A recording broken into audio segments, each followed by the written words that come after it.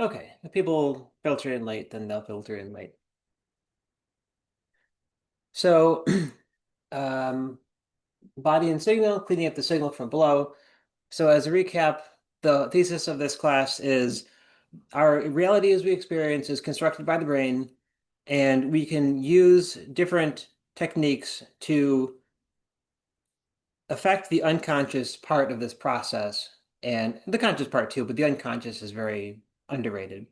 And steer the feedback loops from negative to positive. So we've done all the groundwork so far.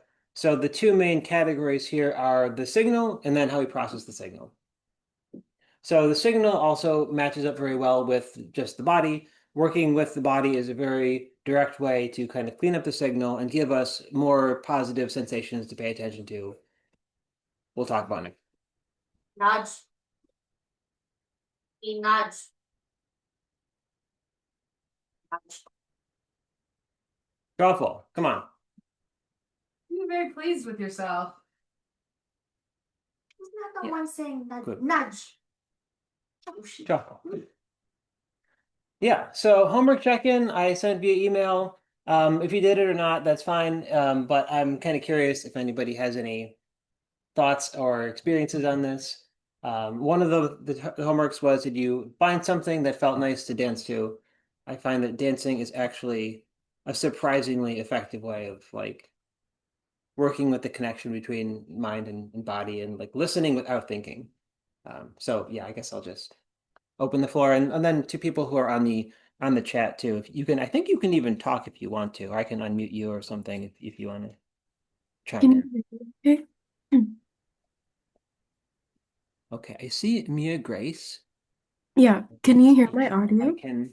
Are you talking? Yes. 'Cause I actually can't hear you.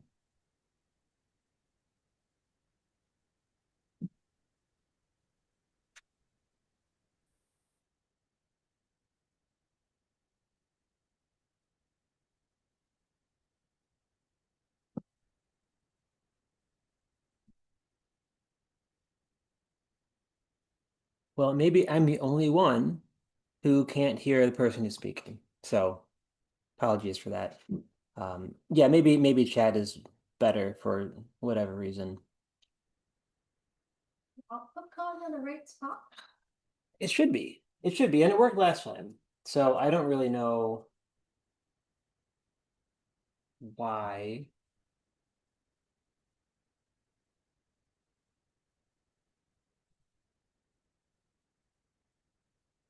Yeah, it's going to. Test something else on your computer to see if the sound is coming out or if it's just the Okay. Zoom. Can you try what? I changed the speaker. Can you try one more time to speak? Because that would be nice to have you.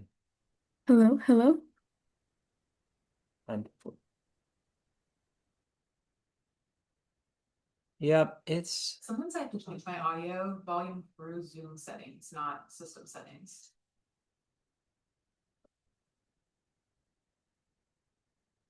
Yeah, I just tried to do that. Okay, well, I don't see any quick hits here. I tried through them and it did not do anything. Nods. Maybe I can try.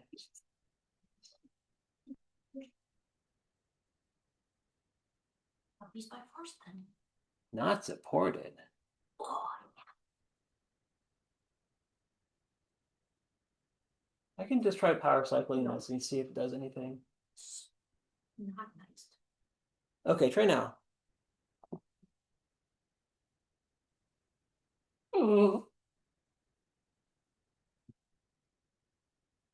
Using OBS rather than only Zoom. Maybe. Well, it worked last time. Can someone try to speak one more time? Testing, testing. Okay. So I do hear something. Okay, cool. Is it clear enough? Oh yeah. Yeah, I can hear you. Okay, sweet. Coming out of my computer, but that's fine. Okay. Um, I can share what I wrote in the chat. Cool, thanks. Something that felt nice to dance to was a lot of old songs from the 2000s, like the whole Black Eyed Peas album. I don't know what it's called, but it has like a green album cover. That was really fun for me, because it's kind of electronic or EDM-esque. And so since it has like a repetitive beat kind of, it was nice to move to rhythmically. Um, as for feelings of resistance, I noticed I like started to feel self-conscious that like I couldn't think of another dance move to do at times. But it was very cathartic because a lot of these songs were like songs that I would dance to with my dad when I was younger. And so it was definitely a time that I moved more freely. So I was able to tap into that a little bit more. Cool, thanks.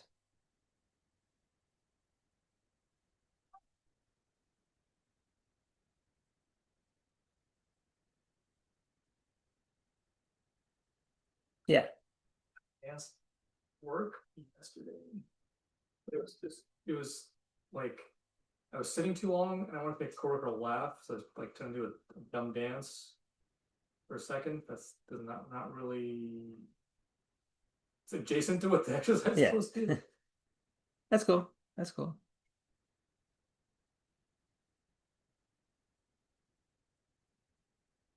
Yeah, I put on the band I've been obsessed with recently is called Moron Police, and so I'm a little bit to that in the car. Even in the car, I think it still counts. I've just been listening I to think you can bad sing it things. to make it count in the car. Yes. Yeah, yeah. Even though I didn't know all the words, I just go for it.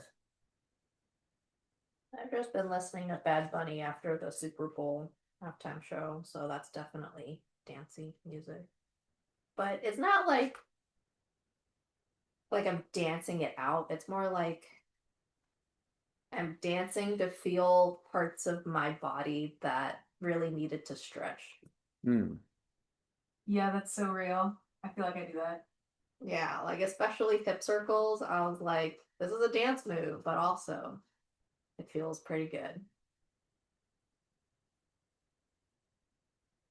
Got some people in the chat saying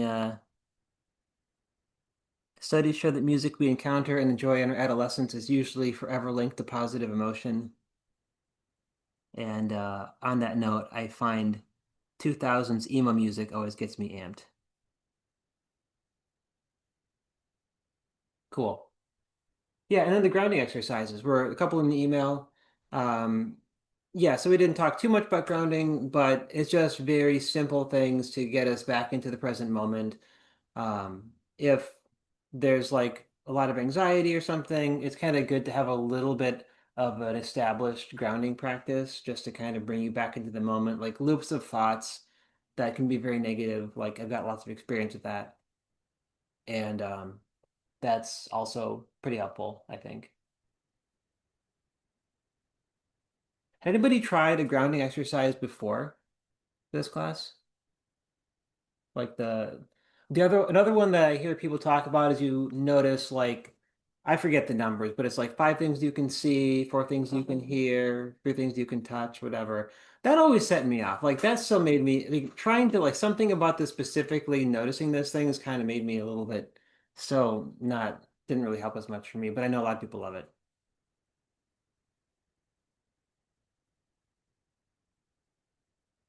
Okay, so let's get on to the material for today.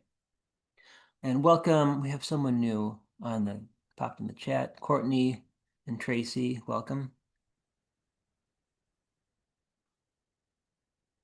Okay, so where we are in the class, sessions 1 and 2, the model of the mind and of experience and knowing yourself, and the three layers that we're going to break down our experience into. So the substrate is just what you're made of, what all this stuff happens on top of. Today, and next time we're doing the how, the body and attention, and that's the signal. And well, the processing is also kind of attention, but then we're going to integrate and put it all together in session 5. So today is a signal stream you can access right now, your body.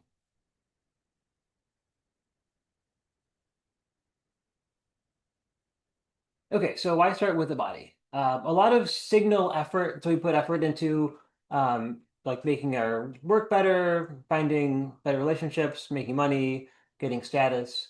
But the body is always sending signals to the brain, no matter what. And we can kind of go underneath all of this stuff and get a little bit of extra leverage this way.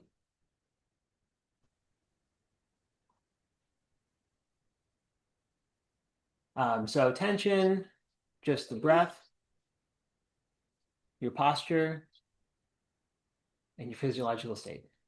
Just some examples of the signal that we're getting from the body. And some of these are two-way. A lot of these things we're going to work with this class are two-way streets.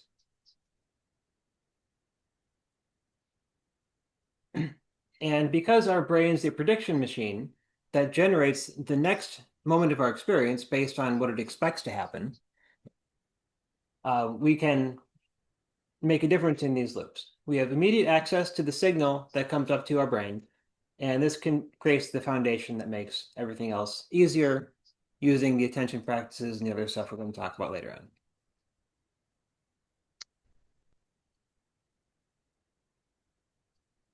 So the main game plan is we clean up the signal from the body and train processing and attention. There's less noise for the system to fight against, and then we'll have more stability, more well-being to support attention practices. And as we talked about last time, this also increases the safety for some of the more advanced meditative things if you do choose to go that route later on.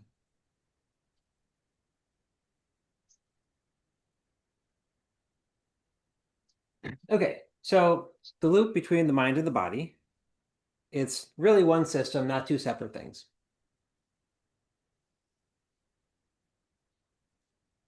And some of the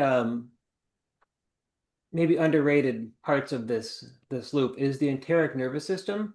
So within the gut, you have 100 million neurons, and most of the serotonin in your body, or dopamines, are one of those two. Now I'm getting myself confused, but that's in the gut too.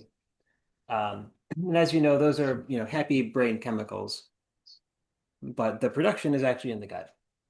So the enteric nervous system is part of the autonomic nervous system, and the way to influence this is not by anything you can do directly, but it's getting your body to know that it's safe to relax. The vagus nerve connects the body and the brain in a lot of ways, and this one basically sets us into fight or flight or rest and digest mode. It's an extremely important connection, and they're only now discovering, now they're even labeling specific fibers in the nerve, and they're finding out how they affect things that you might not even expect, like autoimmunity and just all sorts of bizarre mind-body connections. And then using your interoception, paying attention to your body, either consciously or unconsciously, your brain models the body state from the signals coming from inside. I have a question. Yeah. What makes the vagus nerve so special? Is it like especially big? It's Is it especially long? big. Yes, it's all those things. It's this huge thing, and then there's um, one of the people who studied it a lot, Stephen Porges. We're going to talk a little bit about him, and he wrote this whole theory on how it sets the state of the body. Yeah, it's huge. It's they're called the wandering nerve. I think vagus means wanderer, just because it's this giant ass nerve that goes everywhere in the body, and this polyvagal theory is trying to simplify it into a way that people can understand. It's a little bit of an oversimplification, but it has a ton of power to set your overall state, relaxed, activated, whatever. And as we're finding out weird stuff like autoimmunity. So yeah, huge, huge nerve.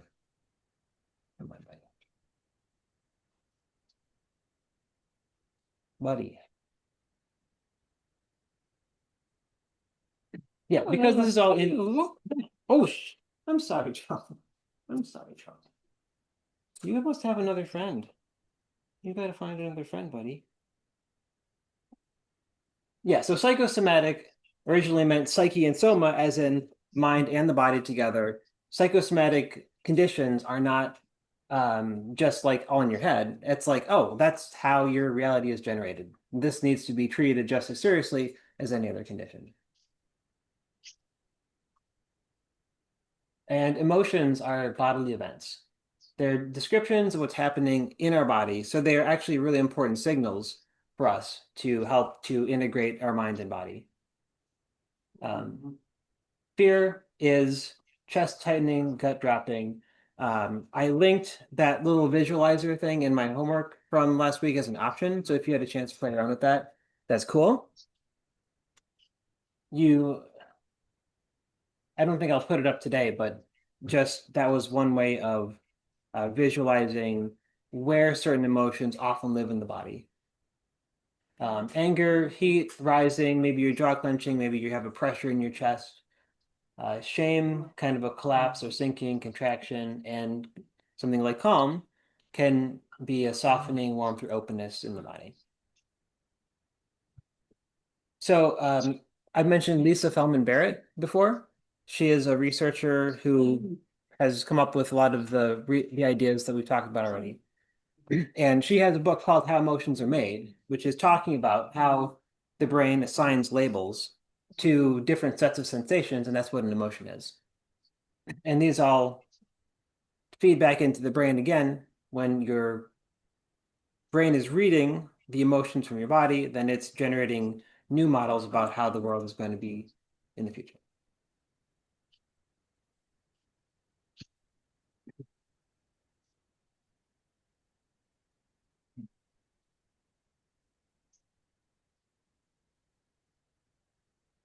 Okay, so I'd like to talk about the tension trauma spectrum because this is something that is perhaps, I think, fairly central to feeling good in the body, and it's also not as common to hear about. So it's a very similar mechanism for minor habitual tensions and actual capital T trauma.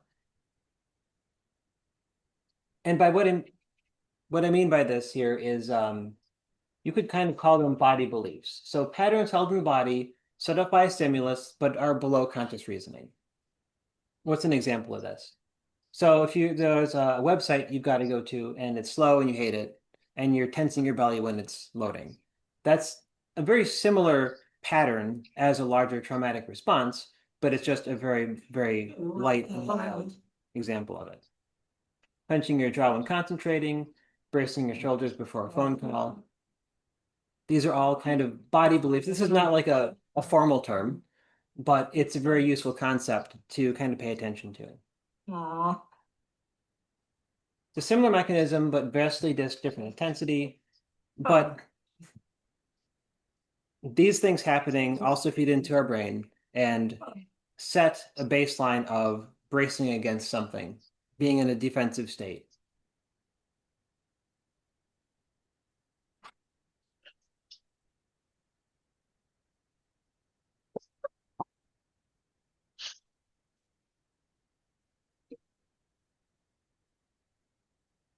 There a question?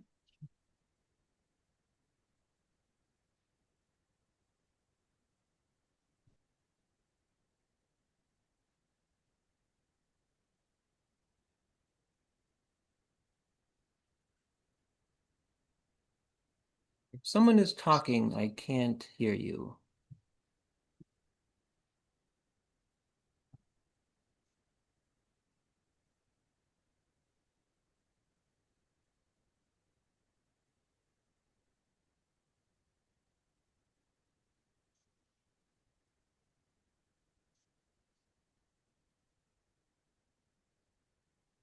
All right. I think we're getting rid of the dogs. They're getting a little bit too eager here.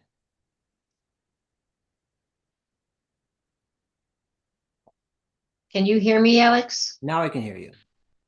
Okay, I wasn't talking before. Okay. I took my I'm not muted anymore, but I haven't said a word. Okay. It just thought that you were making some noise or something. No, unless it's hearing something Okay. in the house here. No worries. Okay.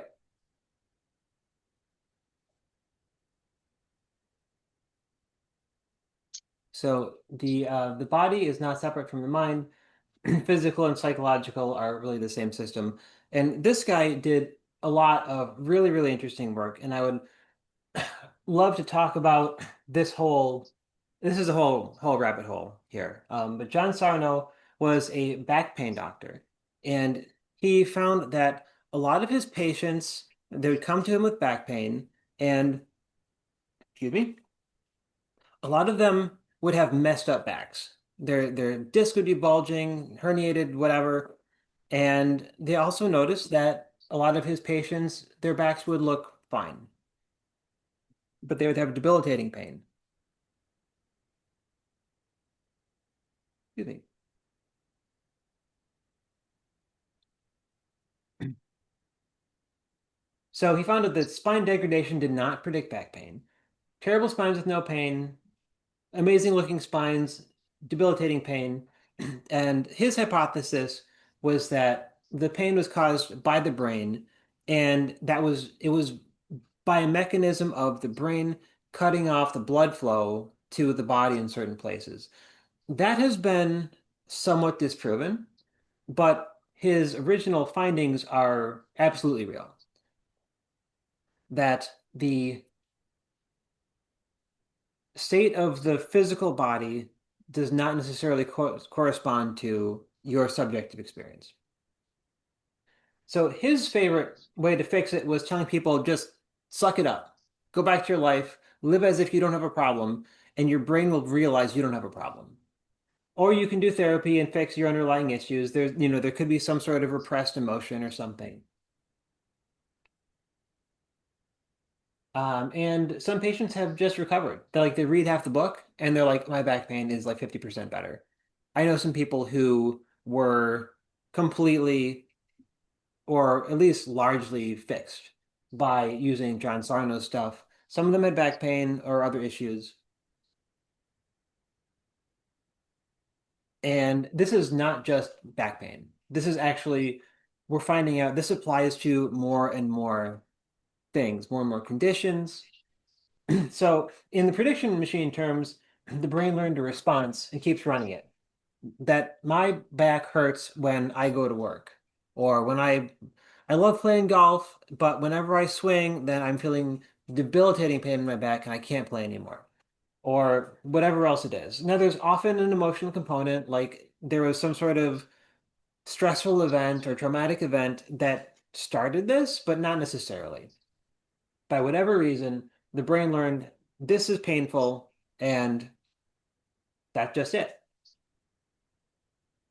The interesting thing is, and we've seen this a lot in my own family, and a lot of my experience is kind of in this little bucket, that other things beside pain can be caused by very similar mechanisms.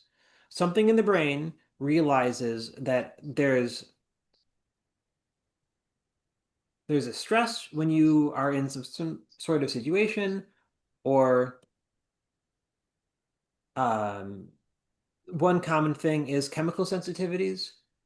There's DNRS is a system for retraining the limbic system and autonomic nervous system. And it's basically a way to, it's a program you can buy online. So I'm not like necessarily endorsing it. I haven't done it myself, but it's like, okay, you have to take an hour a day and do these things and make your brain realize that you are safe when you are not in a dangerous situation. The perfume by somebody, 100 feet away from you is not going to hurt you. And your brain, the person who made this, Annie Hopper, was experiencing a lot of chemical sensitivities, sensitivities, and so on. And so this was how she found out, and she fixed herself, and she says that 6 months of the program will basically fix most people's stuck sense of unsafety, and then in turn fix the chronic pain, dizziness, gut issues, whatever. And these all correspond to the autonomic nervous system. So this is kind of a rabbit hole, and I'll leave it at that. But if you had some sort of chronic thing that onset when you were having a lot of stress, I'm finding a lot of people had something like this onset during COVID, like early pandemic stress and job stress, or early pandemic stress and a health issue, or something like that. Um, this is something where there's not like a ton of data, but I think this is important enough to mention. Okay, so tension and resistance. Tension is a recurring theme in suffering. Um, resistance to the experience that we're having. Emotional resistance can lead to physical tension, bracing, tension, kind of being in the defensive posture, hunched over your phone, restricts your breathing, which is read by the brain as distress signals. This is the signal, this is the shape my body makes when I'm making a defensive posture when I'm in danger. So it's another vicious cycle, but we can also turn this the other way around. When we do things in our bodies that send signals to our brain that we're safe, we're okay, then we're slowly changing the shape of this loop.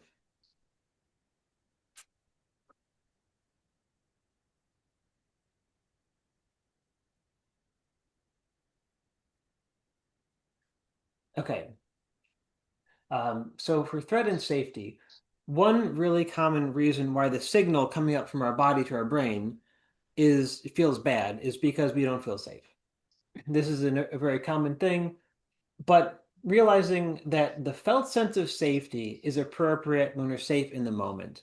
And it's so common with the modern threat patterns and also the lack of embodiment. Like we're not meeting our whole community to dance around the fire or whatever we may have been doing in the past. Um, it just kind of calibrates our systems to perhaps not have enough chances to establish that we're feeling safe. So if you do already feel safe when appropriate, that's fantastic. But just knowing that these practices are here can be very, very helpful. So we can explore ourselves and then find practices that work for us and give us not just the mental knowledge that we're safe, but the actual physical self, the felt sense of safety.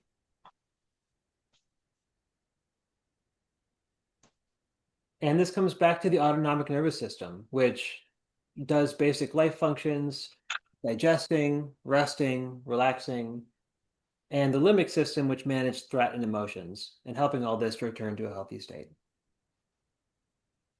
And this is just some guy on the internet. I like his opinions in a lot of cases, so I thought I'd just put this up.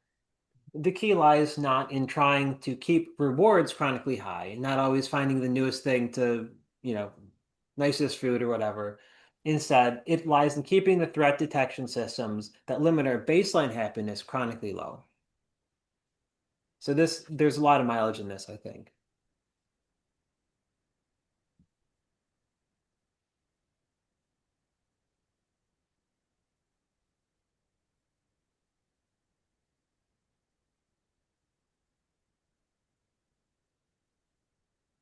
Okay, so the breath is worth a slide or two here.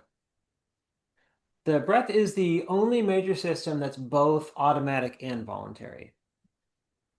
And why this is important is all these things that we're talking about, all these relationships, almost all of them are bidirectional. So the autonomic nervous system, the automatic stuff, affects yeah, like your heart rate, things that make you feel safer, but we don't have direct access to change any of those things besides the breath. So it is bidirectional. If you're anxious, your breath probably becomes more shallow, more rapid. If you're calm, then your breath naturally slows down. But bidirectional, if we change the breath, then we change the system.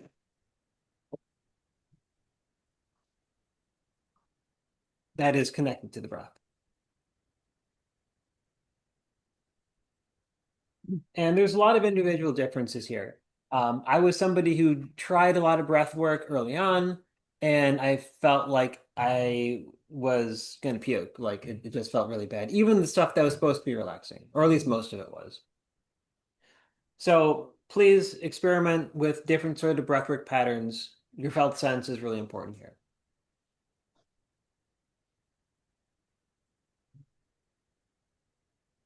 So I'd like to mention a few of them that you can experiment with. So there's belly or diaphragmatic breathing. So a lot of us, we learn to breathe through our chest, which is fine. But having access to dropping your gut a little bit, it is more inherently calming to the body. And sometimes there's different postures you can use, like just lying on your back, I find is really nice for doing belly breathing. But experiment. If you're sitting, you're kind of leaning to one side, maybe that's not as good. I tend to do that standing up. But if you notice yourself doing chest breathing and you're feeling restricted, just, yeah, feel into your belly. See if you can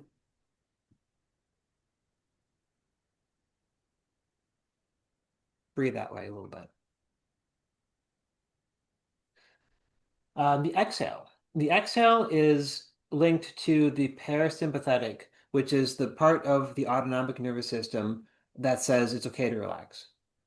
So a small change to your breath pattern where you just make the exhale a little bit longer is a very subtle but effective way to calm the system down just a little bit.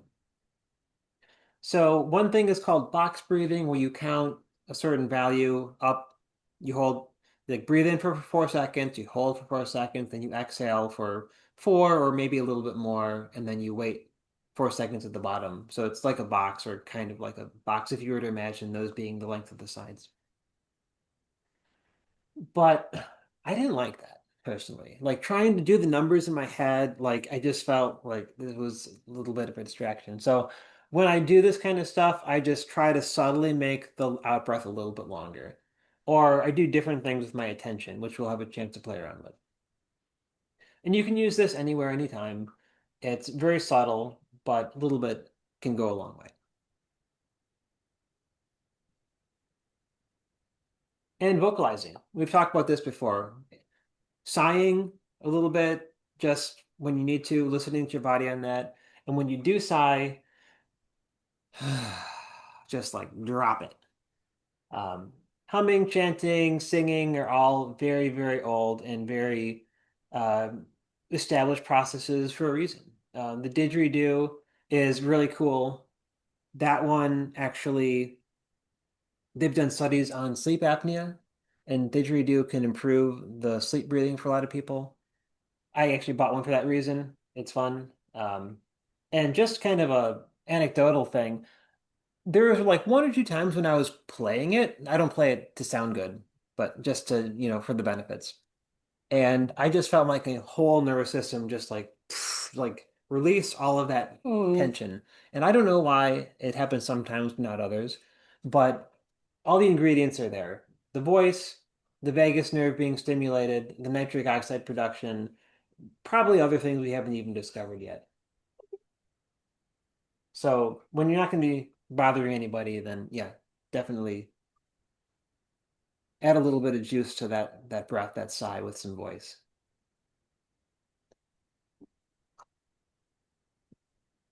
Okay, so let's do the first half of the practice for today.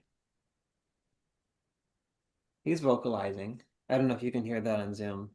This doggy, he needs some attention. Okay, so let's take 8 minutes. Hey, we have two short practices for today. So let's take 8 minutes to do this one. And we're just going to start for 2 minutes, and I'm not going to talk. And let's just breathe normally.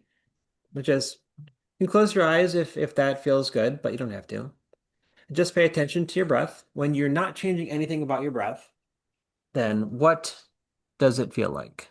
I'm going to do the bell. I don't think Zoom picks this up, but I'm doing the bell.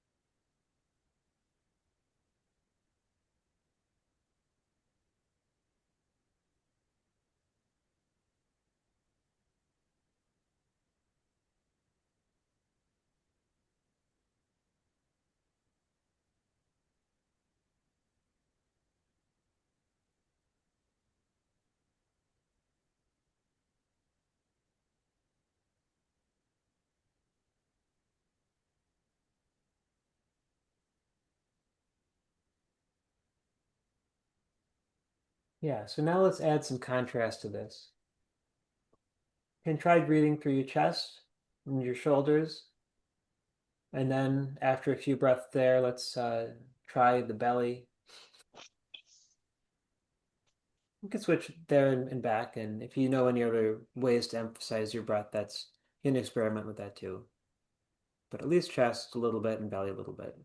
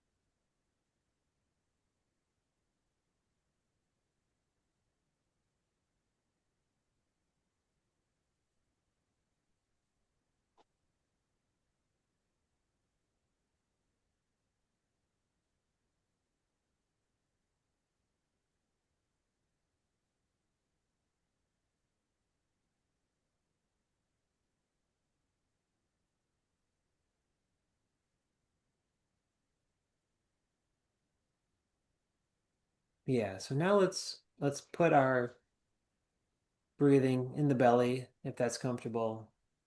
And as you do it, you can either count 4 in and 6 out, or if you don't like to count, just make the exhale a little bit longer than you would have otherwise.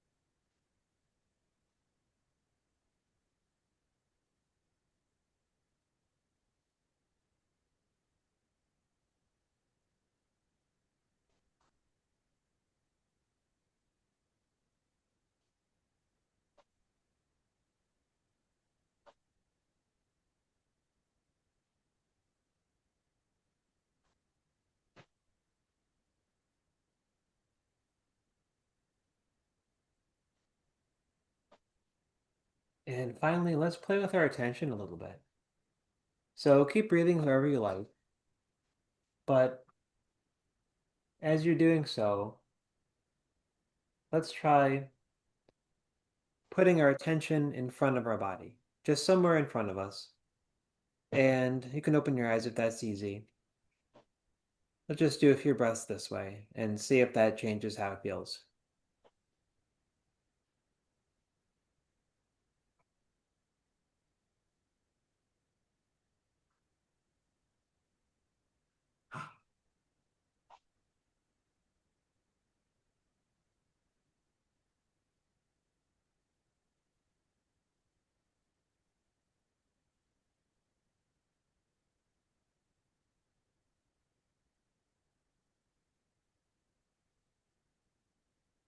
Now let's try something a little bit strange. Let's as we take our next breath, just imagine that it's going up in through the soles of your feet and then back out the soles of your feet.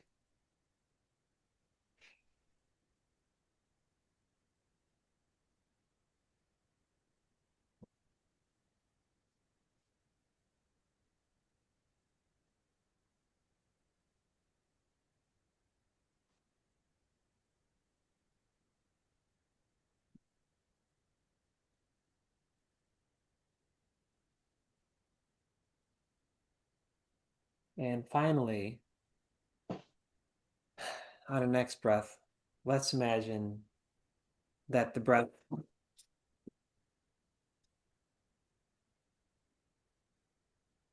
is coming in through the front of our body. And then as we exhale, it's going out the back of our body. And just see if that feels any different.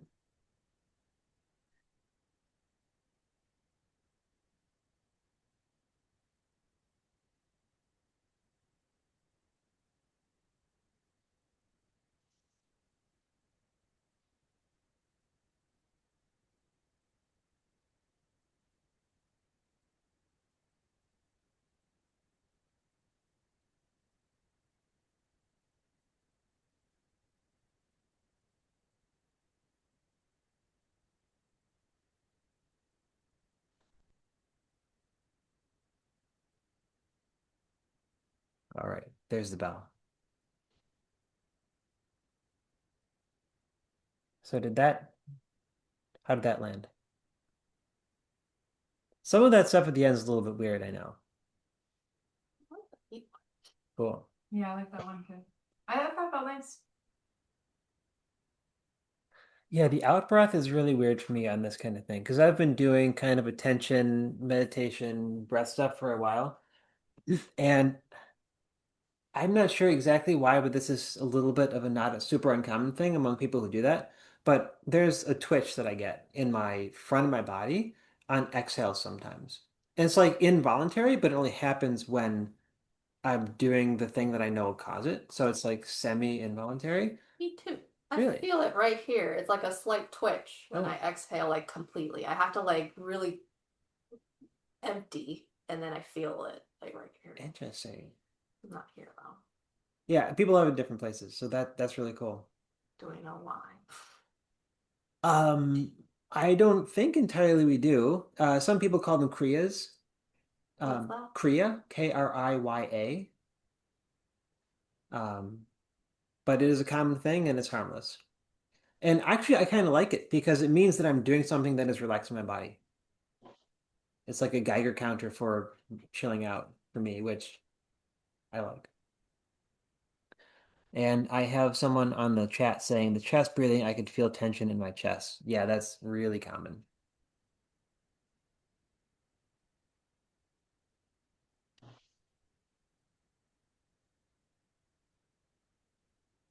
Okay, so I really want to talk about TRE. They're called tension release exercises, or sometimes they're called trauma release exercises. Kind of relating to that idea that tension and trauma are really kind of the same spectrum in a lot of ways. Okay, so the idea here is that the body has a built-in tension discharge, shaking. So there's this guy, he didn't invent this. Peter Levine is another very well-known trauma guy. And it's kind of a pity that some of this stuff has not been studied as much as it should be. But um, this guy is very influential, and I recommend looking into his work if you have a lot of trauma and or tension. And what he says is that trauma comes with incomplete energy or motion, and releasing that energy from the body can then let the trauma or tension out. And generally, this is a very positive and pleasant process. But if there's real heavy trauma there, then definitely like there's practitioners, there's therapists who are somatically informed that can be a good resource. And if you see kids or animals, they shake a lot. Stressful events, when a toddler is crying or upset, they're just moving all over. And that helps to get this out of our nervous system. And we have the same nervous system, but we, keep it together. That looks not cool. That's kind of, don't be that kind of person. But it's really important. And so TRE works by causing tremors in the psoas muscles. So there's different ways you can practice it, but the full practice of TRE is you do a few specific exercises to fatigue certain muscles in your torso and legs. And then you get into a position that causes the psoas muscle to trigger. So the psoas muscle is the one that goes from the inner thigh up to the spine area in the back. And if you're in a defensive posture, your psoas muscle is going. So a lot of the tension around, well, sort of all sorts of things is triggered or triggers this contraction of the psoas muscle. And when the psoas muscle starts to shake and tremor, that can spread around the body. And you look absolutely goofy when you're doing it. I actually did a set of this morning, or not this morning, this afternoon, because I was feeling kind of tense and it felt pretty good. But I did it alone in my room where no one could see me. So yeah, Thierry is really like one of the best examples of here's this wacky thing you can do with your body, and it will, in a lot of cases, reshape the entirety of what it feels like to be alive, at least for maybe an hour or two. So these tremors complete stress cycles. If you have some sort of tension embedded in the way you're holding yourself, you're carrying yourself, this can release that. The tremors can spread. Like for me, you start it in the legs, you're kind of lying down on your back, you're kind of doing this bridge pose kind of thing. And then your legs start shaking, and then that can kind of spread up, and maybe your arms go. Maybe you have an emotional release. You start laughing or crying or getting angry. I find that like I do like anger stuff sometimes, and I'm not physically angry, but it just lets something out. And again, another bidirectional system. Releasing the physical tension can release the mental tension you're holding, even if it doesn't seem like it's relating. So they start in the legs. The shaking can spread all over the body. It usually feels good. Sometimes emotional material surfaces, but I found that I usually wind up pretty chill for a while.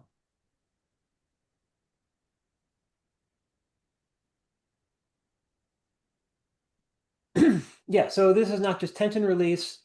Joy can happen in the body. So joy, play, laughter can all happen. And this is something that I've really learned because I didn't have access to joy for a very long time. And just it is something that can happen without a reason. It just comes up from the body when you're allowing whatever sensation you have to be there. So don't be too surprised if it happens. It's great. And really, we want to feel better. So we're looking for any sort of little bits of happiness or joy or pleasant feeling we can hang on to and then just enjoy them for what they are. There's usually a sense of I've done enough. You feel more tired or the tremors stop. And yeah, just listen to your felt sense. If it's too intense, cool off, take a break. Find a provider if there's a lot of stuff. If you feel that it might be too much to handle, then no problem. And just, yeah, taking a break, finding someone who's got experience. So let's do our second mini practice, or kind of practice, half a practice. I shoot for 15 minutes a session. All right. So before we get on, that was a lot of material on theory. Any questions? Is this practice about is gonna be this? This is not, we're not going to do theory in class today. I'm going to assign it as homework. And then next class, if people want to stay after and experiment with TRE, and accepting that we will be on the floor shaking around and it might look weird, then I'm absolutely willing to stay after and allow that, the space for that. So Alex, Yes. How does that shaking start? Like, what are you doing to make that start shaking? Your legs, say. Yes. So there will be a video that I'll send everybody, but you're basically lying on your back. You're putting your feet together on the ground in front of you and kind of doing a bridge pose where you're lifting your, well, you're kind of holding, I don't know the best way to show people. Like a hip up? Hip up. I don't know what that is. You're basically lying on your back. Your feet are together close to your butt, and your knees are kind of 45-degree angled out. And there's a process where you start with them on the ground if you can, and then lift them up slowly until they start to shake. And then you let that go through the body. And there's a few exercises they recommend you do beforehand to kind of make it spread easier, but the core the core practice is you start lying on your back, feet near your butt, legs 45 degrees out, and then you just kind of lift them up until you feel them shaking a little bit, and then you can kind of move the legs out and just let that go.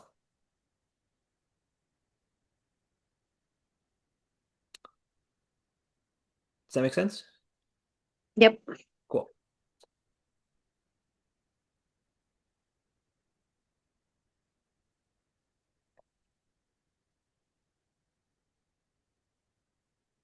All right. Well, let's do a somatic scan and release.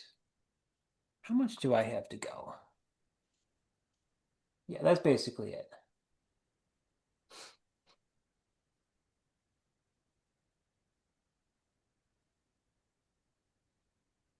Okay, so I'll lead us through this again. It will be another practice like last time. I'm doing the bell.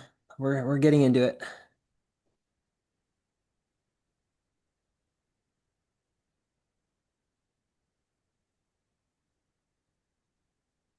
Okay, so what we're going to start with now is called havening. And it's a term for basically just using a little bit of touch to signal to our body that we're safe. So it is, you can just use the palms of your hands or your fingers. My favorite is to touch the opposing arms. Okay, I got the twitch. That's my signal that I'm relaxing. But just touching your opposing arms, if it feels good to touch your face a little bit, your forehead, or just each other touching the hands, the palms of the opposing hand. Okay. Oh. So just 2 minutes of whatever feels natural or nice.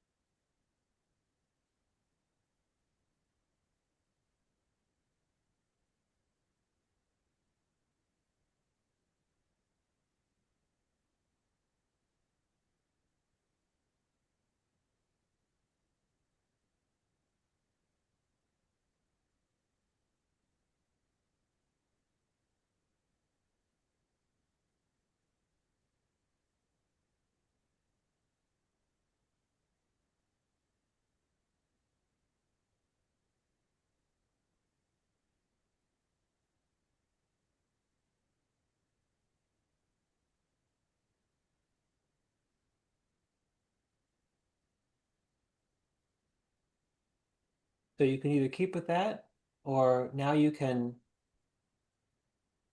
just move your attention around in your body and see if you can find a little bit of tension. Nothing too intense, but maybe something that's enough to grab your attention.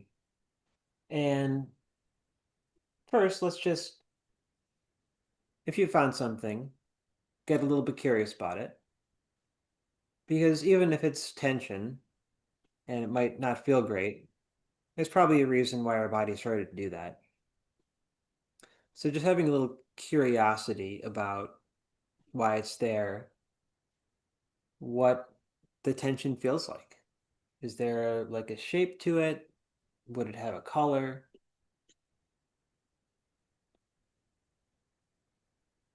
Does it feel warm or cold?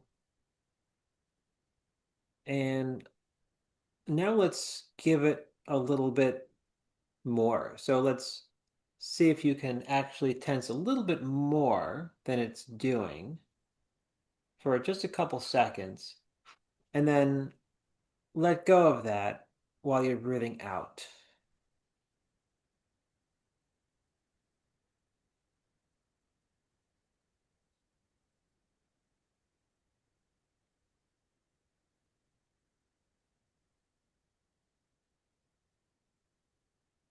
And we have about 3 more minutes for this. So just key into attention or any sensation in your body. If it's the same one, that's fine. Or we can get curious about something else.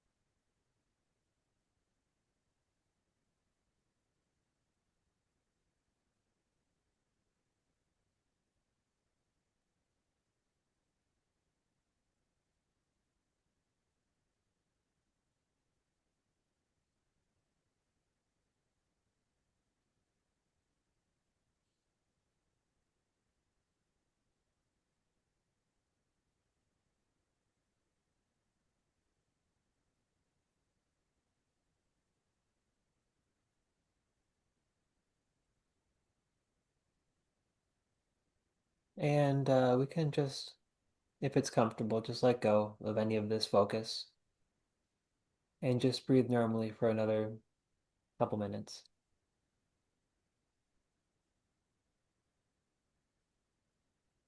Maybe you can feel if there's a difference now between where we're at and where we started.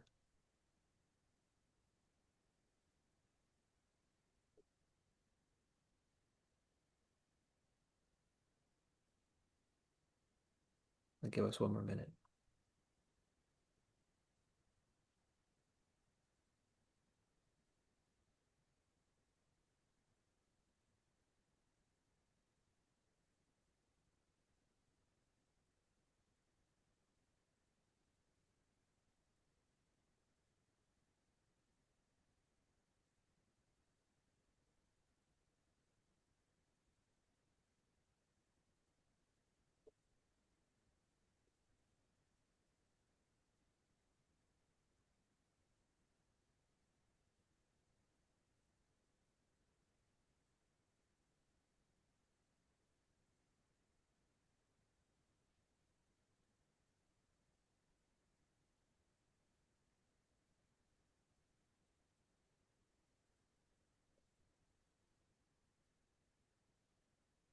All right.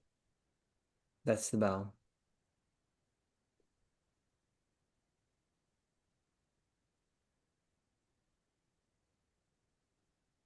Yeah. Anything shift with that?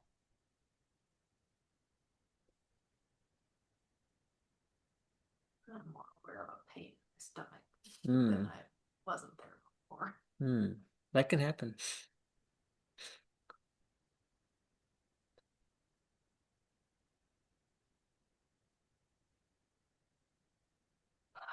The happening felt nice. It felt like someone else was holding me. Nice. When you do the opposite thing. I like that one.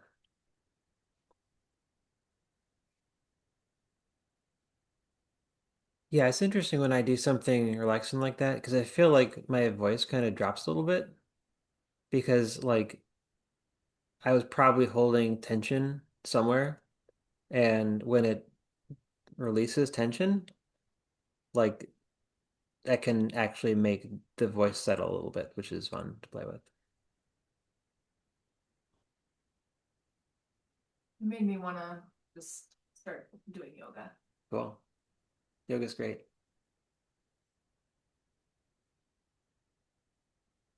When I go to my hairdresser and she washes my hair, she does this thing where she kind of presses on the temples on both sides with her hands, Hmm. very slowly circles, and then down behind my ears. And it's always just puts me in this such a relaxed state. I've started actually doing that when I get in bed at night. Hmm. I just reach up and I do that for a little bit, just circling at my temple and then down behind my ears. And it's amazingly relaxing. Nice. Cool.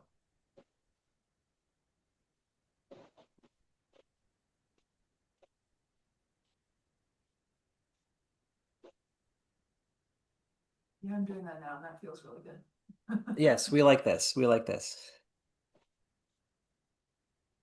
Yeah, it's funny. It's like there's a couple of like almost painful spots there, but like in a Hmm. kind of an okay way. But like it's like getting a massage on like a tight muscle or something.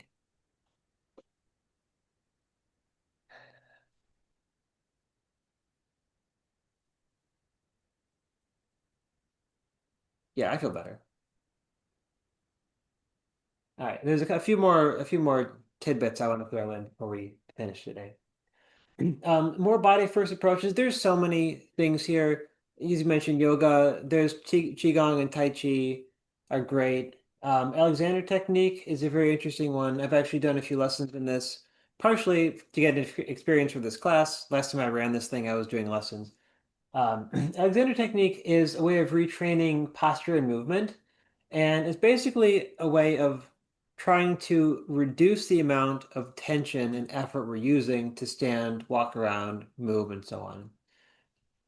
Actors and singers often use it just because when you release your tension, your voice resonates more, your posture is better, and you tire yourself out less doing stuff. And then we had to be standing around all day doing acting or singing things. My teacher actually said to me, "Oh yeah, sometimes people they do a lesson or they do a few lessons and they release some sort of tension they had and they feel like, was that myself? Like who am I?" And I don't really know how to explain this properly, but there is some connection with their felt sense of themselves and some tension they held in their body. And some people are like, holy crap, I'm here. Like this is the first time I feel like myself, having gotten rid of this tension. So there's a very strange relationship between tension and our feeling of self, um, just anecdotally.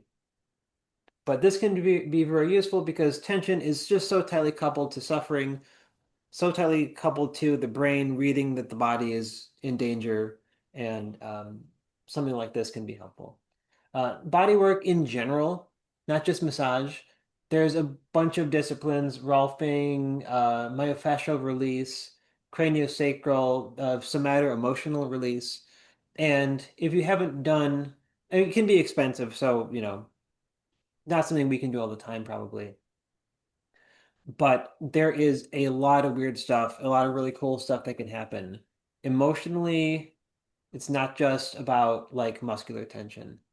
There have been times when I went for one and they started pressing on a certain point in my solar plexus and I started like crying really hard. I didn't know why, but it was awesome. And it doesn't necessarily last forever, but if you can learn from those releases, I think it's potentially a very helpful thing. More things, more words. I'm just putting them here. Don't have enough time to talk about them. Somatic experiencing is kind of a therapy sort of thing where you are tuning into the senses in your body, not talking about stuff in your head. Feldenkrais is another Alexander technique like thing. Yoga, dance, free from and ecstatic dance are fantastic. I recommend that for sure. And they all just kind of work with the body to change the signal sends to the brain.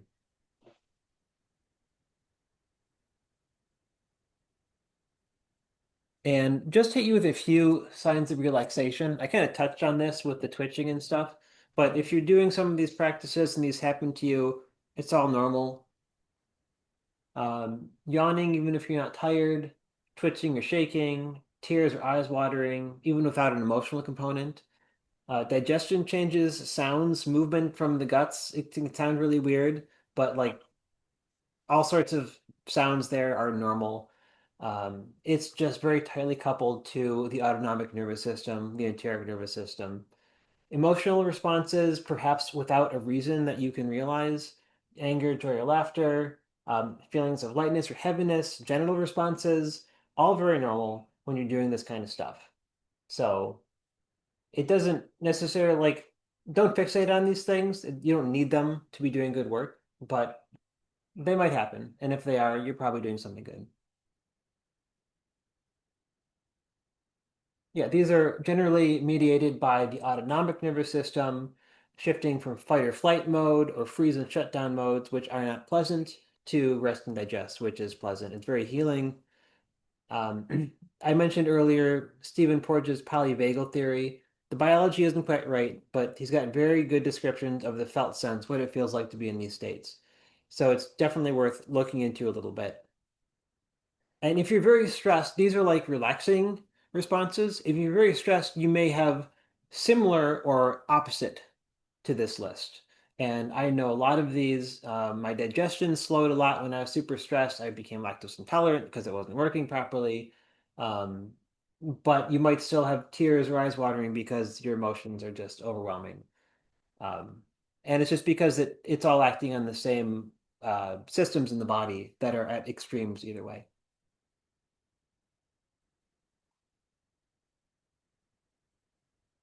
Yeah, so that's basically it for today.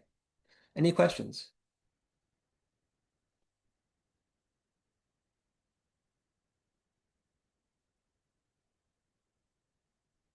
And that's just a recap.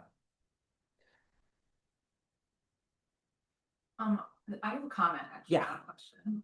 I just thought that I would share this in case there was somebody else in this group who had this experience, but you mentioned digestion a few times. Yes.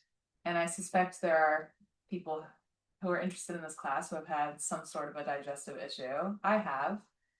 And I just wanted to share in case somebody hadn't heard it before because it felt like it was really important for me and it continues to be very important for me. I have a lot of like kind of like acid reflux type issues that can come up very easily when I'm stressed or tense. And that includes if I'm like excited, like I have a really hard time eating lunch when I'm at conferences and I'm like running around talking to people. And I think some of these like relaxing your body, uh, you're framing it kind of in the context of this class in terms of like finding good sensations, but some of the advice that I saw, some of the lifestyle advice when I was having a really bad flare up and having a lot of issues was talking about how important it is to be relaxed when you eat because that is such a stress inducing and energy sucking activity for your body to do. And I find that it helps a lot. It's a lot easier for me when I try to like relax myself and sit and be like, I'm gonna eat now. I'm relaxed and it's mealtime, it makes a lot of difference just in the immediate in terms of symptoms I might experience from eating. Cool. So I just want to share because Appreciate it's that. been helpful. Thank you. Yeah, that reminds me. Yeah, during COVID, I was working remote, and first year of COVID, when actually, no vaccines or anything. And my favorite thing in the day was the latte I would make myself. And my nervous system was getting too sensitized. So I was having trouble with the caffeine, but I wasn't realizing it. And because I was so stressed out, as I mentioned before, I was becoming lactose intolerant because things weren't working.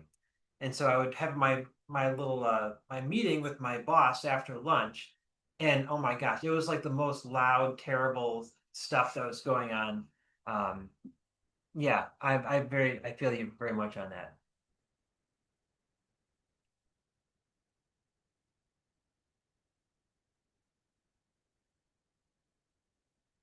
So yes, just a preview for the homework. I'll send an email tonight or tomorrow with a link to a video it'll just walk you through the whole TRE process. And if you just have a chance, just try the breath stuff we did today during moments when you can just take a second, or you know you're in a meeting and someone else is talking, or whatever have you. But I'm really excited for you guys to try TRE, and yeah, that's it. Thank you for being here. And if you do the relaxation thing before you eat, let me know. Let me know if that felt better. It like gives me a little bit of a flashback to a not good experience I had when I was competing at a competition. I was like high stress all weekend. And then when this competition was over, I was like, I can eat a big meal.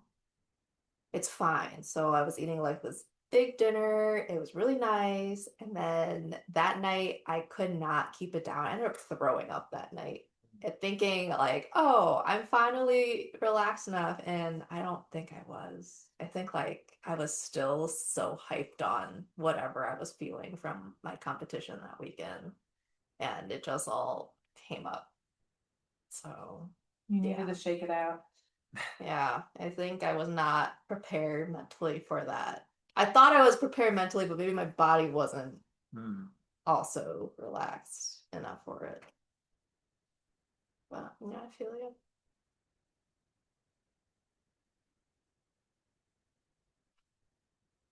Yeah, that reminds me of I used to try to go to the gym after work and then come home and cook like a proper dinner for myself. And yeah, I was not probably in as much stress as you were, but I was having a lot of troubles handling that too. Also related to eating, in another part of your presentation about pain and just like, I don't know, tricking yourself, like you don't have pain, no. I also related to that with my experiences with acid reflux specifically. But yeah, that was something that I also noticed when I was going through this. I was like severely, every time I ate, I would have some like pain and symptoms. And then I went on a bachelorette trip for a friend who's getting married. And uh, I gave the maid of honor, the person who's organizing the trip, she was buying snacks, and I gave her all of my like, oh, these are snacks that I can eat versus that I can't eat. And she was really great. She bought all these snacks that I could eat. But then the whole weekend, I actually just wasn't having any problems. Like I was even drinking. I hadn't been drinking really at all that year. I was drinking wine. I was eating mostly my snacks, but like other stuff too. And at the end of the weekend, I was like, I literally didn't have any symptoms at all because I was just like with people. Like I was relaxed. I was on a trip. I was talking to people when I was eating. I wasn't like fixating on my reaction to what I was eating. It was really interesting. That Like a bunch of symptoms to like zero symptoms all weekend. this parallels so much stuff for me. Yeah.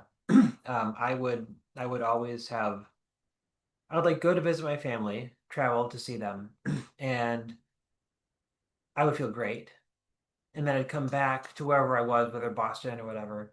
And then over the next couple of months, I'd get worse and worse and worse. I'd be more sensitive to like dietary stuff. Caffeine would mess me up. I just feel messed up all the time. And then I'd go back to see my family. I could have coffee again, whatever. And it just cycle happened so many times before I really realized what was happening. Um, and a lot of it is kind of related, as you're saying, to that Sarno stuff, where it's like for me, it was a combination of like, yeah, kind of tricking yourself in a sense, but also expanding the window of tolerance in a supported and safe way. Because if I just went out and decided, oh, I'm going to have like this big old coffee or whatever, I would be suffering. But if I slowly expanded that with like going out with friends and like playing games with family and going to mini golf and whatever, and like activating my whole system in a safe way, then that somehow told my whole nervous system, oh, you can handle this stuff. So super, super, I feel that for sure.